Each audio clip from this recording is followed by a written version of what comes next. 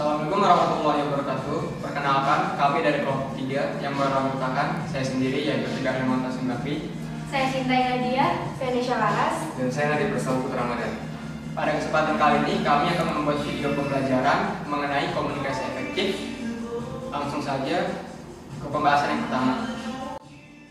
Baiklah, untuk pembahasan yang pertama ialah pengertian mengenai komunikasi verbal. Komunikasi verbal adalah komunikasi yang menggunakan simbol-simbol atau kata-kata, baik yang diungkapkan dengan lisan maupun tulisan. Komunikasi verbal ini merupakan komunikasi yang dilakukan oleh manusia, karena tidak ada makhluk lain yang dapat menggunakan bermacam kata-kata kecuali manusia. Oleh karena itu, komunikasi verbal merupakan komunikasi karakteristik manusia. Komunikasi verbal adalah proses transmisi pesan dengan menggunakan bahasa dari pengirim pesan atau komunikator kepada penerima pesan atau komunikan. Yang selanjutnya adalah bentuk komunikasi verbal. Komunikasi lisan. Pengertian komunikasi lisan ialah bentuk komunikasi dengan mengucapkan kata-kata secara lisan dan langsung kepada lawan bicaranya. Biasanya, komunikasi lisan dapat dilakukan pada kondisi para personal atau individu yang berkomunikasi berhadapan langsung.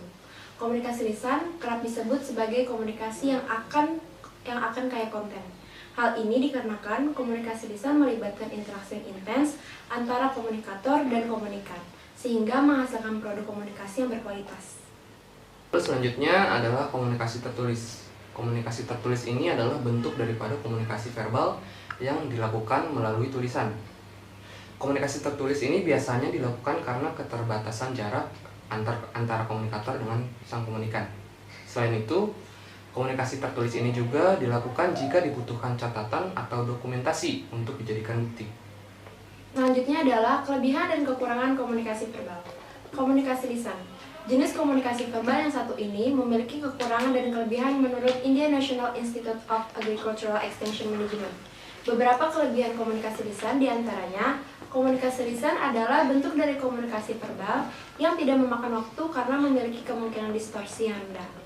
Karena disampaikan secara langsung, kebingungan atau ambiguitas yang mungkin terjadi selama proses komunikasi bisa dikonfirmasi oleh komunikan saat itu juga. Komunikasi lisan juga termasuk dalam bentuk komunikasi verbal yang paling sederhana karena tidak membutuhkan media, instrumen, atau alat komunikasi lainnya. Komunikasi lisan tidak menghabiskan banyak biaya atau disebut sebagai jenis komunikasi yang paling murah.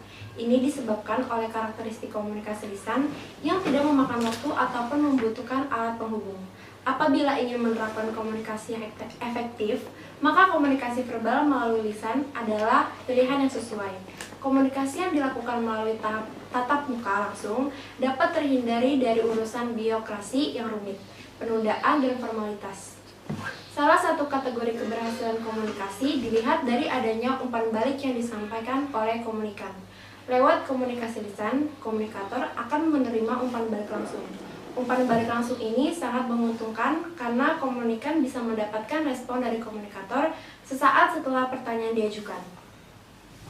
Namun, komunikasi verbal juga memiliki beberapa kekurangan. Kekurangan tersebut adalah informasi yang bersifat penting tapi panjang, luas, dan banyak tidak dapat disampaikan secara efektif dengan komunikasi lisan.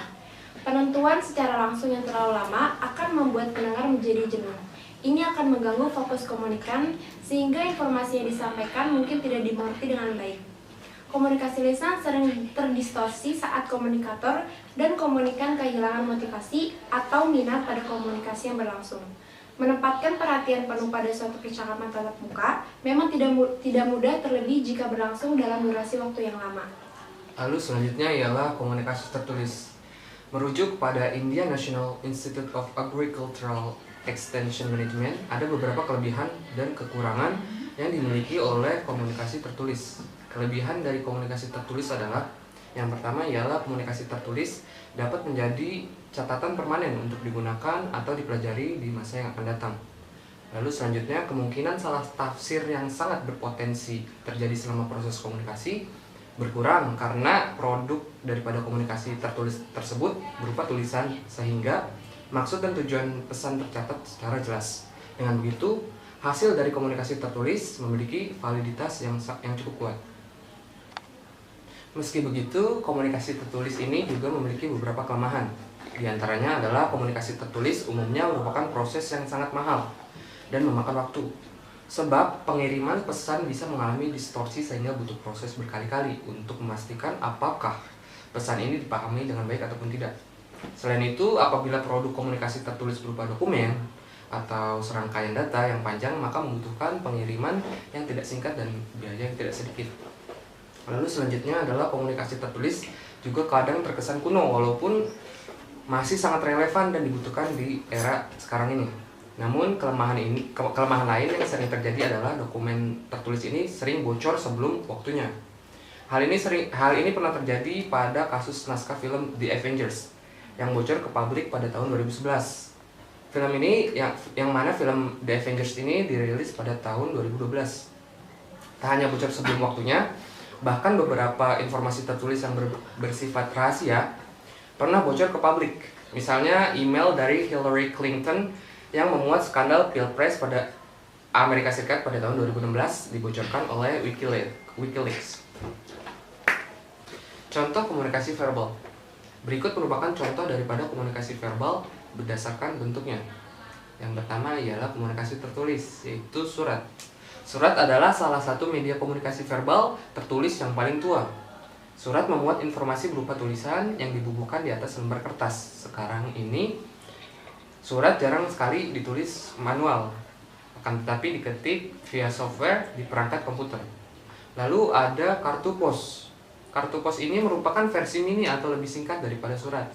Komunikasi verbal yang satu ini juga memuat tulisan di atas sebuah kertas bernama kartu pos yang biasanya dijual atau disediakan oleh kantor pos. Contoh komunikasi lisan. Yang pertama yaitu pidato publik. Pidato publik merupakan salah satu komunikasi versi lisan yang kerap dilakukan oleh komunikator yang mempunyai kedudukan penting. Pidato publik biasanya bersifat satu arah. Contohnya adalah pidato kenegaraan yang dikemukakan oleh seorang presiden di hadapan khalayak publik. Dalam sebuah pidato publik, pesan yang disampaikan bersifat tematik, terkadang disesuaikan dengan audiens dan konteks acara yang sedang berlangsung. Tapi, juga bisa mengusung topik spesifik. Isi dari pidato publik bisa disusun sendiri oleh komunikator. Tak jarang turut melibatkan tim rumus khusus. Yang kedua yaitu rapat. Rapat adalah komunikasi verbal lisan yang dilakukan oleh orang-orang yang terikat dalam suatu institusi atau organisasi. Rapat biasanya dilakukan dengan terencana atau pemberitahuan terlebih dahulu di antara partisipan rapat. Bahkan beberapa lembaga menerapkan jadwal rutin rapat. Baik, selanjutnya saya akan melanjutkan pembahasan video yang telah disampaikan oleh Nadif dan Nisha, yaitu prinsip-prinsip komunikasi nonverbal. Sebelum kita masuk ke dalam prinsip-prinsip komunikasi nonverbal, saya akan membahas dulu tentang pengertian komunikasi nonverbal. Komunikasi nonverbal adalah proses menyampaikan pesan tanpa menggunakan kata-kata. Komunikasi nonverbal ini dapat mencakup gerak tubuh dan ekspresi wajah, nada suara, waktu, postur, dan posisi kita saat berkomunikasi.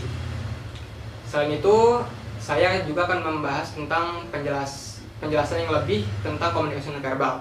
Komunikasi nonverbal adalah sebuah isyarat yang bukan kata-kata. Pesan-pesan nonverbal sangat berpengaruh terhadap komunikasi.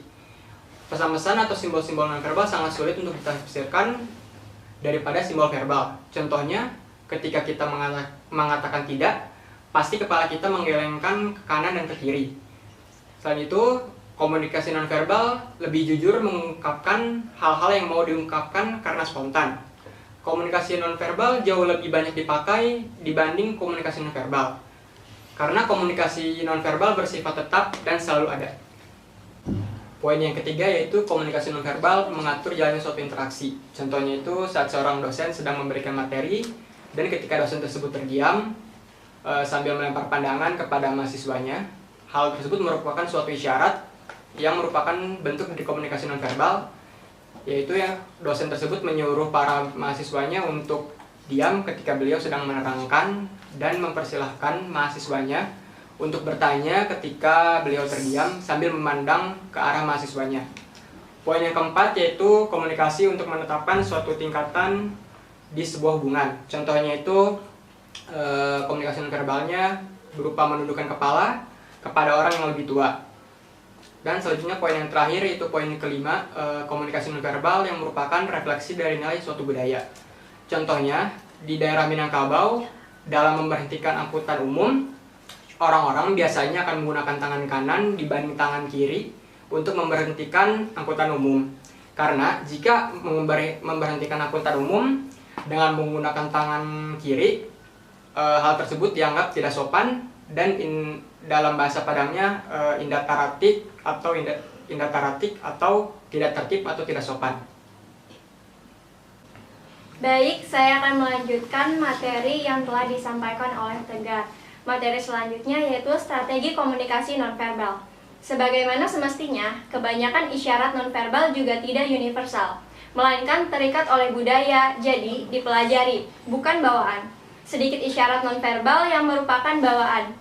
Kita semua lahir dan mengetahui bagaimana tersenyum. Namun, kebanyakan ahli sepakat bahwa di mana, kapan, dan kepada siapa kita menunjukkan emosi ini dipelajari. Dan karenanya, dipengaruhi oleh konteks dan budaya. Kita belajar menatap, memberi isyarat, memakai parfum, menyentuh berbagai bagian tubuh orang lain, dan bahkan kapan kita diam. Sebagaimana bahasa verbal yang dapat diklarifikasikan ke dalam beberapa jenis, begitu pula dengan komunikasi nonverbal. Komunikasi nonverbal dapat dikategorikan ke dalam beberapa jenis, yaitu yang pertama, kinesik, yaitu studi tentang gerakan tubuh termasuk postur tubuh. Kinesik memiliki beberapa komponen, yaitu gestur tubuh, gerakan kepala, kontak mata, dan ekspresi wajah. Yang kedua yaitu proksemik, yaitu studi tentang penggunaan ruang dan jarak dalam komunikasi manusia. Yang ketiga yaitu kronemik, disebut juga dengan komunikasi temporal, yaitu cara seseorang individu mengorganisasi dan menggunakan waktu dan pesan yang diciptakan. Waktu memiliki dampak terhadap komunikasi, termasuk di dalamnya adalah perbedaan siklus waktu, perbedaan antara orang-orang yang berorientasi ke masa depan dan masa lalu, serta perspektif budaya tepat waktu sebagai suatu yang tetap dan dapat diukur dan bersifat cair dan mudah diadaptasi. Yang keempat yaitu paralinguistik, adalah suara tanpa kata dan karakteristik bahasa tanpa kata seperti pitch, volume, peringkat, dan kualitas. Yang kelima yaitu artifak, yaitu ornamen-ornamen yang diperlihatkan. Yang terakhir yaitu haptik, yaitu perilaku menyentuh yang mengirimkan makna selama interaksi. Sentuhan bekerja pada berbagai tingkat, termasuk di dalamnya profesional, fungsional, sosial, sopan santun, persahabatan, kehangatan, dan cinta intim. Demikianlah pembahasan video yang telah kami sampaikan. Apabila ada salah dan tutur kata, kami mohon maaf. Atas perhatiannya kami ucapkan terima kasih. Wassalamualaikum warahmatullahi wabarakatuh.